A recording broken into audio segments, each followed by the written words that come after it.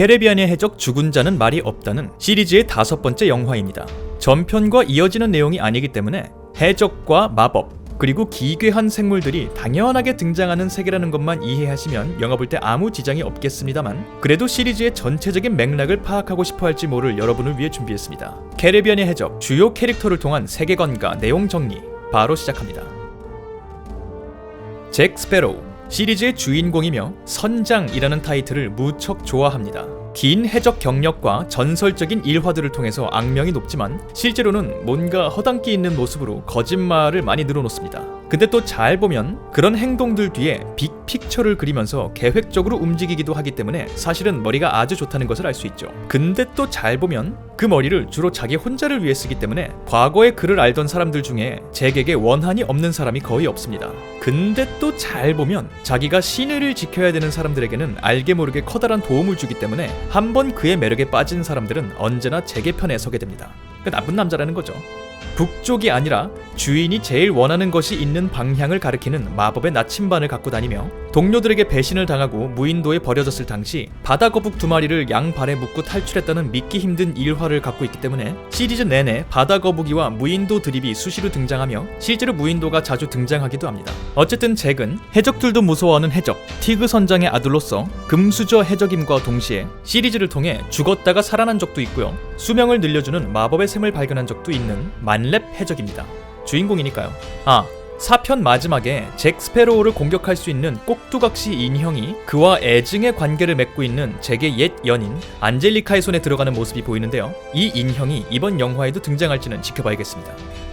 헥터 바르보사, 딱 봐도 오랫동안 해적질을 해온 바르보사는 시리즈 1편부터 빠지지 않고 등장하면서 속도로는 따라올 배가 없다는 검은 해적선 블랙펄의 선장 자리를 놓고 항상 잭과 티격태격하는 인물입니다. 정확히는 선장 잭 스패로우를 반란을 통해 쫓아낸 인물이 바르보사죠. 그 무인도요. 그래서 1편에서는 악역으로 등장하지만 2편부터는 어느새 잭과 한편이 되어 애증의 관계를 이어갑니다. 물론 개인적 이익이 있을 때만요. 해적이니까요. 시리즈 3편 마지막, 그는 다시 잭으로부터 블랙펄을 훔쳐내는데요, 4편을 통해 그 블랙펄이 검은 수염이라는 다른 해적에게 습격을 당할 당시 다리를 잃게 되었다는 설명이 등장합니다. 출중한 칼싸움 실력을 갖고 있는 바르보사였지만 다리를 잃어버린 그는 여전히 잘 싸웁니다. 해적이니까요. 역시 죽었다가 살아난 경험이 있으며 자신의 다리를 뺏어간 검은 수염에게 복수를 하기 위해 영국 해군 소속으로 들어가기도 했던 독종입니다. 그의 트레이드마크는 이 웃음소리. 4편 마지막을 통해 그는 해적 검은 수염의 해적선인 앤 여왕의 복수호를 접수하고 밧줄과 배를 자유자재로 조종할 수 있는 능력을 얻게 됩니다. 참고로 블랙펄호는 검은 수염의 저주를 받아서 유리병에 갇혀 있었는데요, 4편에서 잭이 이 유리병을 회수하기는 했습니다만 배를 꺼냈는지는 아직 밝혀지지 않았습니다. 그리고 현재까지는 영화 속의 분량은 알 수 없지만 예고편을 통해 등장은 확실해진 두 캐릭터, 윌 터너와 엘리자베스 스완이 있습니다. 윌 터너는 바르보사가 잭에게 반란을 일으킬 때 끝까지 잭 편에 섰던 신발끈 혹은 부스트랩이라고 불리는 해적 빌 터너의 아들입니다. 자신의 정체를 모른 채 대장장이로 큰 윌은 운명의 이끌림처럼 잭을 만나고 어느새 해적 전쟁의 한가운데서 이리저리 치이다가 전설의 해적 데비 존스를 죽이고 바다 위에서 죽은 자들의 영혼을 저승으로 안내하는 해적선 플라잉 더치맨의 선장이 되었습니다.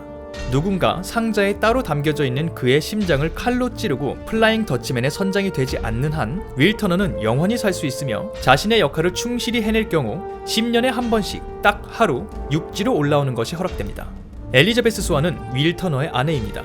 어릴 적부터 윌과 서로를 사랑했지만 신분 차이 때문에 뜻을 이루지 못하다가 해적의 세계에 휘말려 든 뒤 결국 시리즈 3편에서 윌과 정신없는 결혼식을 올리죠. 잭이 인정한 해적으로서의 재능을 갖고 있는 엘리자베스 스완은 특유의 강단 있는 모습으로 급기야 해적들의 왕으로 선출되기도 했습니다.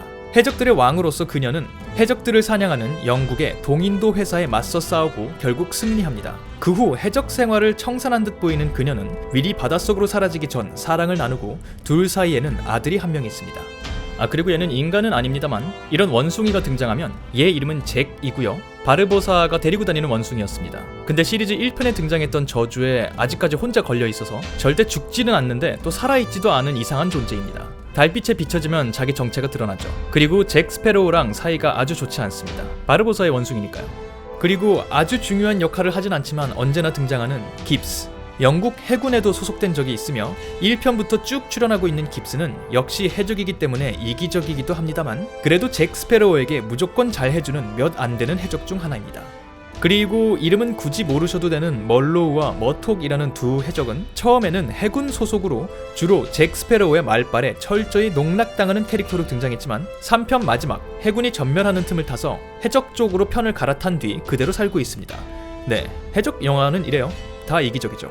또 마티라는 해적도 4편을 제외한 모든 시리즈에 출연했으며 스크럼이라는 해적은 4편부터 등장한 캐릭터인데 검은 수염의 부하였다가 검은 수염을 죽인 바르보사의 아래로 들어가서 지내고 있습니다.